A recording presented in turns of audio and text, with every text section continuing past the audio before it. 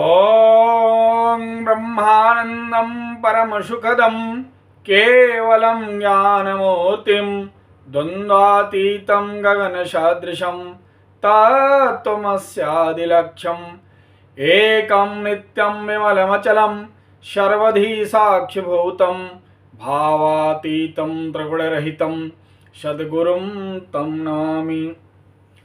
वंशे विभूषितकरा नवनीरदाभात् पीताम्बराधरुणबिम्बफलाधरोष्ठात् पूर्णेन्दुसुन्दरमुखात् रवीन्द्रनेत्रात् कृष्णात् परं किमपि तत्त्वमहं न जाने। श्रीकृष्ण गोविंद हरे मुरारे, हे नाथ नारायण वासुदेव। श्री कृष्ण गोविंद हरे मुरारे, हे नाथ नारायण वासुदेव। बोले वृंदावन वाके बिहारी लाल की जय, राधा रानी की जय, सभी भक्तों की जय। आप सभी भक्तजन श्रीमद् भागवत के प्रारंभ में मंगलाचरण के रूप में बोला जाने वाला परम पावन दिव्य श्लोक सच्चिदानंद रूपाय विश्वोत्पत्त्यादि हेतवे अवश्य सुने होंगे, परंतु इस श्लोक का अर्थ और अर्थ से ज्यादा इसकी व्याख्या क्या है, यह इस धरती का कोई भी मनुष्य तो कर ही नहीं सकता है। महर्षि वेदव्यास जी ने रचा, बाबा गणेश जी ने लिखा, उनके द्वारा लिखे और रचे हुए श्लोक की व्याख्या आप सोचें कोई मनुष्य जन कर पाएगा तो यह भ्रम है। फिर भी हम आए दिन बड़े महान महान संतों से इसकी व्याख्या सुनते हैं।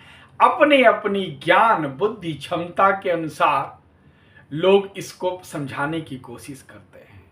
मैं भी उसी पथ पर चलता चाहता हूं। वास्तव में इसकी व्याख्या लोग इस नाते नहीं करते कि वो परमात्मा के इस दिव्य श्लोक की व्याख्या कर पाएं। व्याख्या लोग इस नाते करते हैं कि ऐसा करके वह खुद आह्लादित होते हैं और अपने भक्तजनों को आह्लादित करना चाहते हैं। मैं भी उसी भाव से, अगर हमारी आंख पर पट्टी बंधी हो, सामने हाथी खड़ा हो, तो हमारे हाथ में जो पोर्शन आएगा हम तो उतना ही बता पाएंगे ना। वही हाल हम भक्तजनों का परमात्मा के चरित्र संदोह के वर्णन का होता है। जिसकी आंखें जितनी खुली, जिसका अनुभव जितना हुआ, वह उतना वर्णन कर देता है और आनंद उठा लेता है। आप भी ऐसे ही आनंद उठाइए, मैं भी उठाने जा रहा हूं। तो आइए इस परम श्लोक को एक बार फिर से पाठ करिए हमारे साथ। सच्चिदानंद रूपाय, सच्चिदानंद रूपाय विश्वोत्पत्त्यादि हेतवे तापत्रय विनाशाय श्रीकृष्णाय वयं नमः, श्रीकृष्णाय वयं नमः। मित्रों, प्रायः हम संसार में सुख की खोज करते रहते हैं, लेकिन हम भूल जाते हैं कि सुख से आनंद की प्राप्ति नहीं होती। इस नाते आनंद की खोज करना है तो सुख कहां से मिलेगा? सुख मिलेगा संसार की वस्तुओं के भोग से सुख मिलता है। और आनंद कैसे मिलता है? आनंद मिलता है ऐसी चीज के भोग सेवन से जो चीज सच्चिदानंद हो। सच्चिदानंद का शाब्दिक अर्थ तो आप जानते ही होंगे, सतचित आनंद। इतना तो बच्चा बच्चा जानता होगा। लेकिन ये सच्चिदानंद श्लोक क्यों रचा महर्षि वेदव्यास ने? यह बताने के लिए कि जाना कहां है? आनंद मिलेगा कैसे? सच्चिदानंद के रास्ते। बाकी किसी के रास्ते जो मिलेगा वह मिलेगा सुख, और सुख चूंकि सच्चिदानंद के रास्ते नहीं मिला, इस नाते समय के साथ उसका रूप, स्वरूप, मात्रा, परिमाण आदि सभी घटते रहेंगे। इस नाते सबसे पहला नाम लिखा सच्चिदानंद। और आनंद मिलेगा अगर सच्चिदानंद से, तो सच्चिदानंद है क्या? वास्तव में परमात्मा की पहचान बताया महर्षि वेदव्यास ने सच्चिदानंद बोल के। हमारे ऋषियों ने हर चीज की पहचान बताई, तो परमात्मा की भी पहचान बताई सच्चिदानंद। और पहचान क्या? भाई पहचान वो चीज होती है जो अद्वितीय हो। दो कर्मचारियों के एक नंबर नहीं हो सकते, तो अद्वितीय जो है वही सच्चिदानंद है। सतचित आनंद जो वर्ड है, अब उसको समझेंगे। जो सत्य है, हमारा टारगेट क्या था? आनंद। जो सत्य है वही आनंद दे सकता है। दुनिया की कोई भी वस्तु जो असत्य है, जो अनित्य है, जो अशाश्वत है, जो समय के साथ विनाशशील है, वह आपको आनंद नहीं दे सकती। इस नाते परमात्मा जो है सत्य है। सत्य कौन है? जो किसी भी तरीके से नष्ट ना होता हो। इस सृष्टि में, इस संसार में, इस समस्त जगत में, इस समस्त ब्रह्मांड में सिर्फ परमात्मा परब्रह्म सच्चिदानंद नारायण के अलावा जो भी चीजें हैं, समय के साथ उनका विनाश होता है, उनका स्वरूप बदलता है। परमात्मा का स्वरूप तो भले ही बदलता हो, लेकिन उनका विनाश कभी नहीं होता। सत्य कौन है? जो हजारों, करोड़ों, लाखों, अनंत कोटि वर्षों से जो विद्यमान है वह सत्य है। इस सृष्टि में परमात्मा के अलावा कोई भी अनंत कोटि लाखों करोड़ों वर्षों से विद्यमान नहीं है। कोई राजा हो, चक्रवर्ती राजा हो, कोई बहुत बड़ा आदमी हो, कोई बहुत बड़ा बिजनेसमैन हो, कितने समय तक? 100 वर्ष तक। कोई बहुत बड़ा महात्मा हो 400 वर्ष तक, और कोई बड़ा योगी हो 1000 वर्ष तक। लेकिन पर ब्रह्म की शक्ति हजारों करोड़ों वर्षों से छीड़ नहीं होती। उनका राजत्व, उनकी सत्ता हमेशा हमेशा हर युगों में विद्यमान है, क्योंकि वो वही सत्य है। और वही सत्य है, तो उनकी सत्ता से जो जुड़ेगा, जो उनकी सत्ता का अंश बनेगा, वो आनंद की प्राप्ति के लायक होगा। अब आइए आपको बताते हैं चिदानंद। चिदा के कई सारे अर्थ हैं। मैं व्याकरण की दृष्टि से कुछ भी बताने के लिए समर्थ नहीं हूं।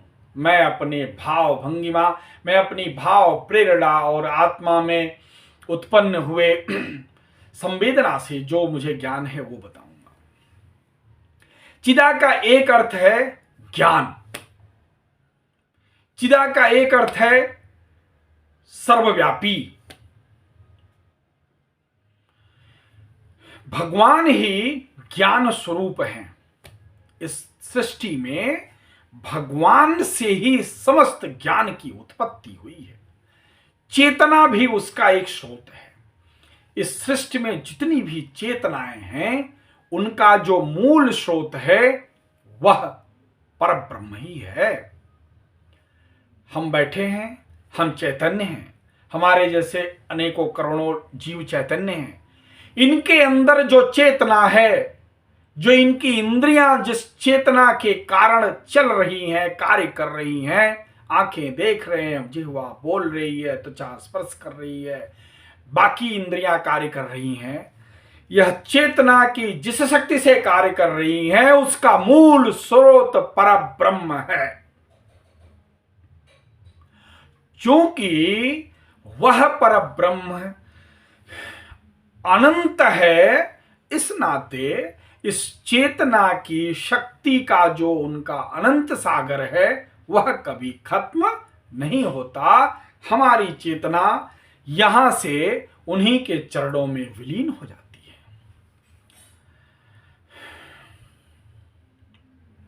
आपका प्राण आपका शरीर छोड़ के जब निकलता है, इंद्रियां काम करना बंद कर देती हैं, तो जो चेतना की शक्ति है वह पुनः इस प्रकृति में विलयमान हो जाती है। और जब हम पुनः जन्म लेते हैं तो वह प्रकृति अपनी चेतना को अपने प्रकृति के माध्यम से, प्राणवायु के माध्यम से, अनाज के माध्यम से, पंच तत्वों के माध्यम से हमारे अंदर परमात्मा ही अपनी चेतना को विद्यमान करता है और हम परम चेतनामयी हो जाते हैं।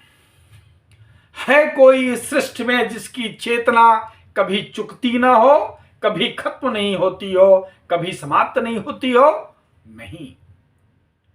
लेकिन परब्रह्म की ही एक चेतना है जो कभी समाप्त नहीं होती। इस चिद का अगर हम ज्ञान के स्वरूप में अर्थ निकालें तो ज्ञान का जो सागर परमात्मा के पास है उसी सागर से ही बिंदु निकल के हमारे आपके पास आई, और हम उस एक बिंदु का एक छोटा सा कण लेकर के हम डॉक्टर, वो वैज्ञानिक, वो वकील, वो साहित्यकार, वो इंजीनियर, वो ज्योतिषी। लेकिन हमारा आपका ज्ञान कितना है इसका अंदाजा खुद भी लगा लीजिए। इस समस्त सृष्टि को तो छोड़िए, अरे हमको आपको तो अपने बारे में भी ठीक से अच्छे बात नहीं पता है। चलिए, हमारा में से कुछ लोगों को पता होगा, अपने शरीर के बारे में खूब जानते होंगे। जानने के लिए क्या क्या है इस सृष्टि में, आपको अपने बारे में पता हो जाएगा, आपको अपने शहर के बारे में पता हो जाएगा, आपको अपने देश के बारे में पता हो जाएगा। उसमें इतने लोग हैं उनके बारे में पता है क्या? उसमें इतनी सृष्टि में इतनी नदियां, इतने पेड़ पहाड़ पौधे सबके बारे में पता है क्या? नहीं पता। आपको तो यही नहीं पता आपके मृत्यु कब है, यही नहीं पता है ना। लेकिन परब्रह्म को, परमात्मा को, इस समस्त सृष्टि के जितने भी जड़ और चेतन हैं उनका ज्ञान है उनको। ये विज्ञान, ये गणित, ये साहित्य, इतिहास, ये सारे जो कण हैं उनके ज्ञान के सागर के जो बिंदु के कण हैं, तो वो इन समस्त ज्ञानों के परम ज्ञानी है। यही भाव तो अर्जुन को जब भगवान ने अपना दिव्य स्वरूप दिखाया, गीता अध्याय 11 जिसका पाठ मैंने अपने वीडियो में किया भी है, तो क्या कहते? त्वमादिदेव पुरुषः पुराणः, तुम ही तो आदिदेव हो, बाकी सब लोगों का आदि तो मुझे अंत पता लगा, आपका ही पता नहीं लग रहा है। मतलब हम दौड़ते चले गए, कहां से आप आए पता नहीं चला। त्वमादिदेव पुरुषः पुराणः त्वमस्य विश्वस्य परम निधानम्, इस समस्त विश्व के असली खजाना तुम ही हो, क्योंकि बाकी सब खजाने वहीं से भर रहे हैं। त्वमस्य विश्वस्य परम निधानम् वेत्तासि वेद्यम च परम च धामम त्वया ततम विश्वमनंत। फिर अर्जुन क्या कहते हैं? वायुर्यमोग्निर वरुणः शशांकः, अरे वायु, वरुण, चंद्रमा, अग्नि, सारे लोग तो आपसे ही उत्पन्न हमको दिख रहे हैं। है और कोई सृष्टि में जिनसे सूरज, चांद, तारे, ग्रह, नक्षत्र, पृथ्वी, गैलेक्सी की उत्पत्ति हुई हो? नहीं, केवल और केवल परब्रह्म परमात्मा ही इनकी उत्पत्ति के कारण है। वायुर्यमोग्नि वरुण शंकर प्रजापतिस्तुम प्रपितामहश्च नमो नमस्ते सुशास्त्रकृत पुनश्च भूयोऽपि नमो नमस्ते। तो भगवान का चिद तत्व जो है और उसके बाद आनंद, जहां पर ये गुण हैं वहीं पर आनंद मिलेगा। और जो साधक अपने अंदर ये पहले वाले दोनों गुणों के पास जाने की कोशिश करेगा, उन गुणों का सामीप्य लेने का कोशिश करेगा, उन गुणों को अपने अंदर धारण करने की कोशिश करेगा, सद और चिद नामक दोनों तत्वों को अपने जीवन का अंग बनाएगा, सद और चित्त दोनों तत्वों को अपने में विलय करेगा, उसी साधक को आनंद की प्राप्ति होगी। सच्चिदानंद रूपाय विश्वोत्पत्त्यादि हेतवे।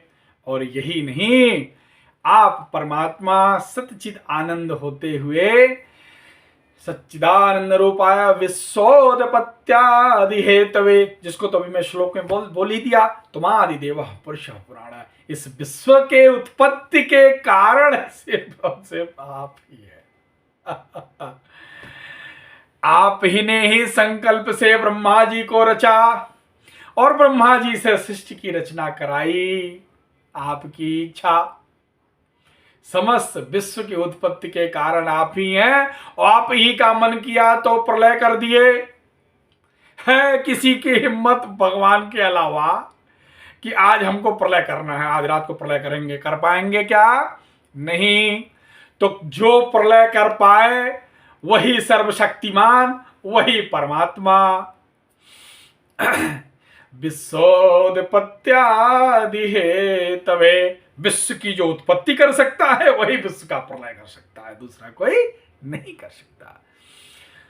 लेकिन महर्षि वेदव्यास जी आपको कहना क्या चाहते हैं कि जब आप सतचित और आनंद के पथ पर चले तो आपको आनंद तो मिला ही इस रास्ते में, आगे क्या हुआ साथ ही साथ? तापत्रय विनाशाय श्री कृष्णाय वयम नमः। हे श्री कृष्ण परमेश्वर, हम आपके रास्ते पर चलते हुए जब आनंद की प्राप्ति कर रहे थे तो जीवन के अंदर बहुत सारे हमारे ऊपर संकट आए। तापत्रय विनाशाय, कौन कौन से? जीवन में दुखों की 3 कैटेगरी बताई गई है, दैहिक, दैविक और भौतिक। इस संसार में जब मनुष्य आता है तो इन अपने अपने प्रारब्धों के अनुसार कोई न कोई दुख उसके जीवन में लगा ही रहता है।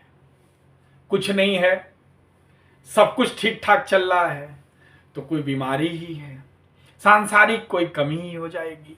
नहीं कुछ है, कोई दैवी आपदा आ गई, अतिवृष्टि, अनावृष्टि, एक्सीडेंट हो गया, आग लग गया, जहाज क्रैश कर गया, कुछ न कुछ होता ही रहता है। लेकिन चूंकि आप साधक सत और चित्त के शरण में आ गए थे तो आपको मिलना क्या था? आपको मिलना था आनंद। तो आनंद में ये चीजें बाधक थी ना, तो भगवान ने बोला भाई देखो ऐसा तीनों चीज बाधक हैं, तुम आए मेरे शरण तो क्या करेंगे? मामेकं शरणं व्रज।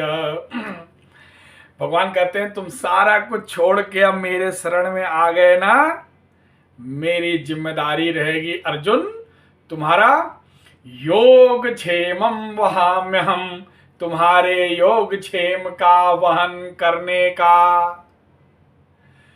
इस नाते भगवान की शरण में, सतचित की शरण में जाने वाले का भगवान क्या करते हैं? तापत्रय विनाशाय श्री कृष्णाय वयम नमः। उस व्यक्ति के दैहिक दैविक भौतिक तापों को भी काटने का कारण बनते हैं परमात्मा। ईश्वर के नाम स्मरण, ईश्वर के नाम जप करने वाले व्यक्ति के सामने जैसे ही कोई दैहिक दैविक भौतिक संकट आता है, वह परमात्मा की चेतना और प्रकाश से अपनी बुद्धि से उन परिस्थितियों को इस तरह से काट लेता है जैसे आती हुई आंधी के सामने किसी बालक को अपना आंचल उड़ा करके उसकी माँ उसकी आंखों में धूल पड़ने से बचाती है। ऐसे ही परब्रह्म अपने चरण कमलों का दास बनने वाले जीव साधक की भी रक्षा करते हैं। यह मेरा नहीं, करोड़ों ऋषियों महर्षियों का अनुभव एवं उदाहरण उपलब्ध है। तो ये रही सच्चिदानंद रूपाय की व्याख्या। आइए पुनः हमारे साथ इस श्लोक का पाठ करते हैं। सच्चिदानंद रूपाय विश्वोत्पत्त्यादि हेतवे तापत्रय विनाशाय श्रीकृष्णाय वयं नमः। कृष्णाय वासुदेवाय हरे परमात्मने प्रणतः क्लेशनाशाय गोविन्दाय नमो नमः। गोविन्दाय नमो नमः। श्री कृष्ण गोविंद हरे मुरारे, हे नाथ नारायण वासुदेवा। बोले वृंदावन के बिहारी लाल की जय, राधा रानी की जय, कल की भगवान की जय, हरदास जी महाराज की जय। ओम नमो भगवते वासुदेवाय।